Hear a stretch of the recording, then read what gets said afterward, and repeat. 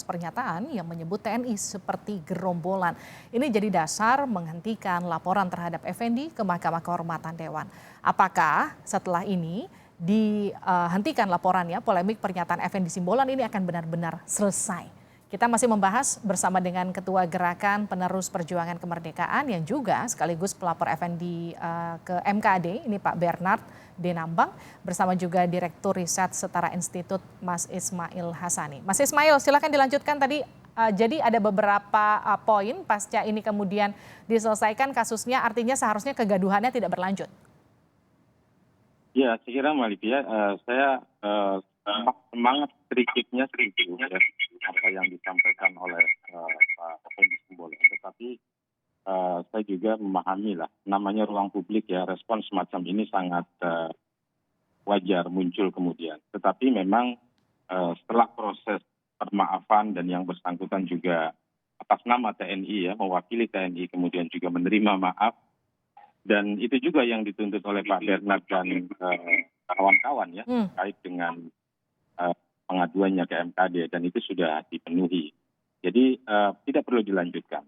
Nah, saya sedikit memberikan catatan terhadap respon ya di bawah, maksud saya di kalangan prajurit TNI di beberapa tempat. Memang agak mengerikan ya model penyelesaian semacam ini, Mbak Livia, karena apapun ceritanya yang muncul di permukaan adalah aroma pengancaman gitu ya, aroma pengancaman.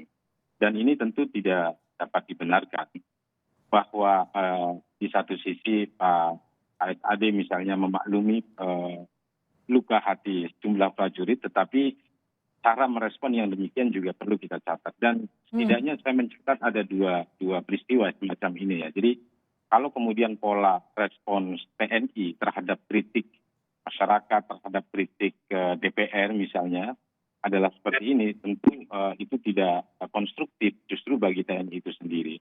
Misalnya sebelumnya juga terjadi peristiwa yang sama. Jadi show pose dari supremasi TNI tampak terlihat ya, di mana kemudian ya dia berakhir dan orang kemudian meminta maaf dan dianggap selesai.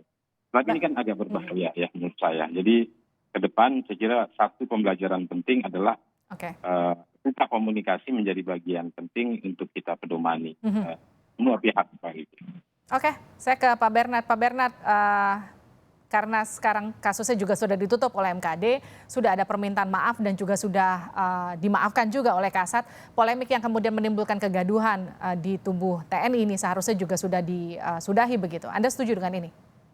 Gini Mbak, di ucapan tanggal 5 oleh Bang Effendi itu, ya Mbak Livia, itu kan benar. Irfan adalah TNI. Tetapi ada di situ kan bisa makan. Artinya, itu kalau kalimat itu kita tidak dengar, itu ormas juga dianggap gerombolan, Pak. Jadi begini.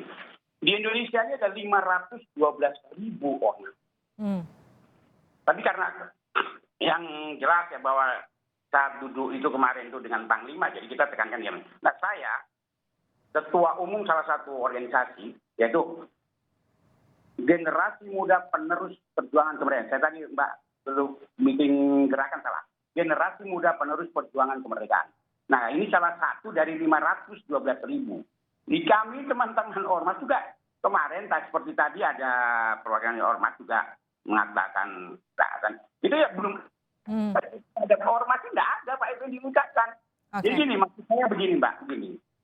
Ini tolong, kalau hanya setiap kali melakukan kesalahan, terus dengan maaf dan selesai, dan tidak ada sanksinya sama sekali, ya akhirnya Dewa juga akan begitu melakukan kesalahan, ya sudah maaf. Jadi kalau menurut Anda meskipun sudah ada permintaan maaf dan sudah dimaafkan, ini tetap harus disanksi untuk kemudian memberi efek jerah, begitu kira-kira Pak Bernard ya?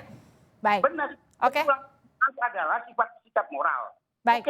Tapi pelanggaran itu kan harus ada sanksi. Gitu. Baik, terima kasih telah bergabung bersama kami Pak Bernard dan juga Pak Ismail di Sapa Indonesia Malam.